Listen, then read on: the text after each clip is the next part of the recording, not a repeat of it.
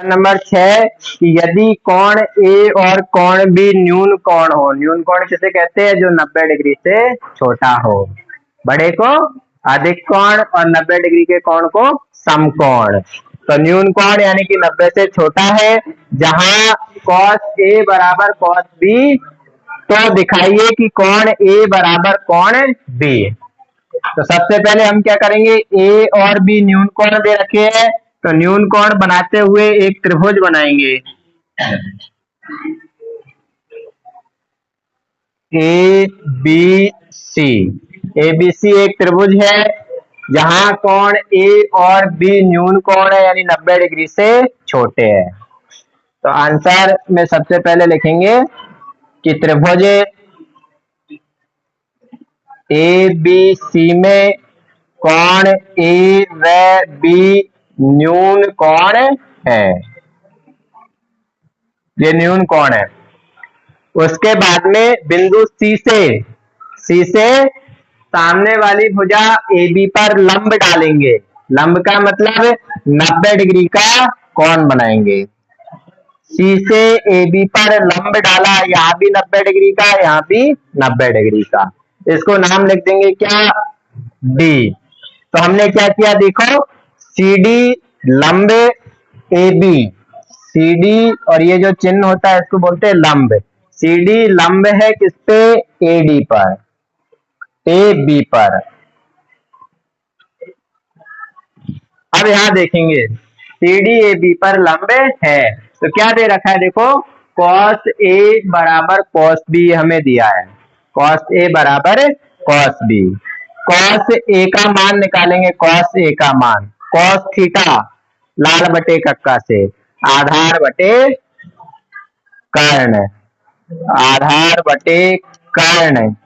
अब यहां देखेंगे cos ए वाला कोण कौन से त्रिभुज में आ रहा है? इसमें ए डी सी में आ रहा है, ए डी सी में। अब ये कौन है? कोण के सामने वाली भुजा ये क्या होगी? लंब। और 90 के सामने वाली भुजा कर्ण, बची हुई भुजा आधार। लिखेंगे मान आधार, आधार क्या है? ए डी बटे कर्ण क्या है? ए सी। cos ए का मान आया ए डी बटे ए सी। इसी प्रकार cos बी का मान भी निकालेंगे। cos बी का मान कोण बी कौन से त्रिभुज में आ रहा है? बी सी डी में। तो ये कोण के सामने वाली भुजा लंब, 90 के डिग्री के सामने वाली कर्ण और बची हुई भुजा आधार। cos बी सूत्र यही होगा, आधार बटे कर्ण। आधार लिखेंगे वहां से क्या है? बीडी और कर्ण क्या है? बीसी, कर्ण बीसी। समीकरण 1 और 2 से देखो cos ए बराबर cos बी ये दे रखा है, cos ए बराबर cos बी, cos ए बराबर cos बी। अब यहां मान लिखेंगे, cos ए का मान हमने निकाला वो क्या आया? एडी बटे एसी आया। और cos बी का मान निकाला वो आया बीडी बटे बीसी, बीडी बटे बीसी। देखो त्रिभुज ए डी सी में एडी बटे एसी और इसमें बीडी बटे बीसी। जब दो त्रिभुज की भुजाओं के अनुपात आपस में बराबर हो तो वो त्रिभुज क्या होते हैं? समरूप त्रिभुज होते हैं। ये प्रश्नावली 6 में है, जो अपन ने छोड़ रखी है अभी उसको बाद में पढ़ेंगे। प्रश्नावली 6 समरूपता के नियम। समरूपता के नियम, दो त्रिभुज समरूप होते हैं दो परिस्थितियों में, या तो त्रिभुज के तीनों कोण बराबर है तो त्रिभुज समरूप होंगे, और भुजाओं के अनुपात यदि बराबर है तो भी वो समरूप होंगे। तो यहाँ पे क्या आया? दो भुजाओं का अनुपात बराबर आया, इसलिए अतः त्रिभुज ए डी सी, त्रिभुज ए डी सी समरूप होगा त्रिभुज बी डी सी के। ये जो चिन्ह है किसका है? समरूप का है। नवी क्लास में सीखा था इसमें दो डंडे और, तो वो क्या था? सर्वांग समता का। समरूपता का चिन्ह केवल ये आता है, डंडे नहीं आते। ये दोनों त्रिभुज क्या है, आपस में समरूप है। जब दो त्रिभुज समरूप होते हैं तो उसके संगत सभी कोण बराबर होते हैं। समरूप है इसलिए इसलिए इनके संगत कोण बराबर होंगे, इसलिए इनके संगत कोण बराबर होंगे। अब संगत कोण कौन कौन से, कोण ए के संगत क्या है, कोण बी। देखो इसका तो ए और इसका बी आपस में बराबर होगा, डी और डी ये बराबर होंगे, सी और सी ये बराबर होंगे। तो हमें तो क्या सिद्ध करना था, दिखाना था कि कोण ए बराबर कोण बी, ये हमारे दोनों कोण बराबर आ गए। वापस समझ लेंगे, दो त्रिभुज बने, दोनों त्रिभुजों में हमें दे रखा है cos ए बराबर cos बी, तो दोनों के लिए cos थीटा का सूत्र लगाया, आधार बटे कर्ण। अब यहाँ देखना है कोण ए है तो एक के सामने वाली भुजा ये लंब हो जाएगी, 90 के डिग्री के सामने वाली कर्ण, और ये बची हुई भुजा आधार। मान लिख दिया, आधार का क्या है एडी, कर्ण क्या है एसी। ऐसे ही इस त्रिभुज में आधार क्या है बीडी और कर्ण क्या है बीसी। समीकरण 1 और 2 से cos ए बराबर cos बी दिया है, ये दोनों बराबर दे रखे तो बराबर लिखे, cos ए का मान ये लिखा, फिर cos बी का मान लिखा। अब हमने यहाँ देखा कि त्रिभुज की दोनों भुजाओं का अनुपात बराबर आ रहा है, इस त्रिभुज की भी दो भुजा और इसकी भी दो भुजा, भुजाओं का अनुपात जब बराबर आए तो वो त्रिभुज समरूप होते हैं, और समरूप त्रिभुजों के संगत सभी कोण बराबर होते हैं, इसलिए कोण ए बराबर हो जाएगा कोण बी के। देखो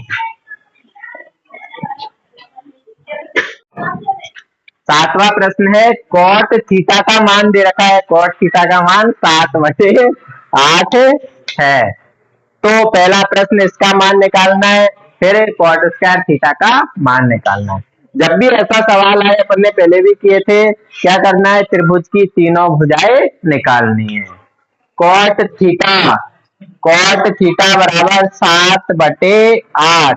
अब कॉट थीटा का सूत्र लाल बटे कक्षा से क्या होता है, आधार बटे लंब, आधार बटे लंब। आधार क्या हो जाएगी 7 के, लंब क्या हो गया 8 के। ठीक है, एक त्रिभुज बनाएंगे समझने के हिसाब से अपन, ए बी सी, ये 90 डिग्री के सामने वाली भुजा कर्ण होगी, कौन कौन सा यहाँ थीटा, तो हम मान लेंगे कि यहाँ कौन थीटा है, इसके सामने वाली भुजा लंब होगी, बची हुई भुजा आधार होगी। तो क्या क्या दे रखा है, आधार 7 के, फिर लंब 8 के, निकालना क्या पड़ेगा कर्ण। तो पाइथागोरस प्रमेय से, पाइथागोरस प्रमेय से क्या होती है वो, कर्ण स्क्वायर बराबर आधार स्क्वायर प्लस लंब स्क्वायर। देखेंगे मान, आधार कितना है 7 के का स्क्वायर प्लस लंब 8 के का स्क्वायर, 7 का वर्ग 49 के स्क्वायर, 8 का वर्ग 64 के स्क्वायर। 49 और 64 को जोड़ेंगे, 9 और 4 13, 6 और 4 10 और 1 हासिल 11, 113 के स्क्वायर। अब स्क्वायर हटाना है, स्क्वायर हटाएंगे तो क्या होगा, उधर अंडर रूट का चिन्ह आ जाएगा, 113 के स्क्वायर। 113 किसी का वर्ग नहीं होता है, तो इसके ऊपर अंडर रूट लगा रह जाएगा, और अंडर रूट से बाहर कौन आ जाएगा के, क्योंकि स्क्वायर है तो स्क्वायर कट जाएगा अंडर रूट से, तो बाहर क्या आ गया के आ गया। कर्ण निकाल ली हमने अंडर रूट के 113 के। अब पहला सवाल कर रहे हैं, पहले सवाल में कौन कौन आ रहे, साइन आ रहा है और कॉस आ रहा है, दोनों के मान निकाल लेंगे। पहले साइन थीटा का सूत्र लंब बटे कर्ण, लंब कितना है 8 के बटे कर्ण कितना है 113 के से के कट गया 8 बटे under root 113।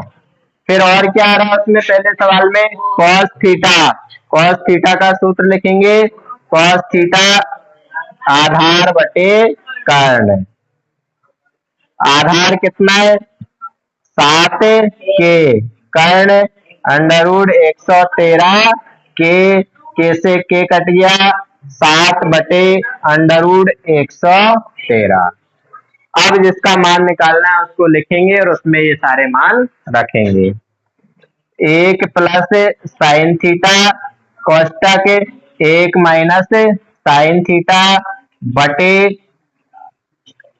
1 plus cos theta और 1 माइनस कॉस थीटा।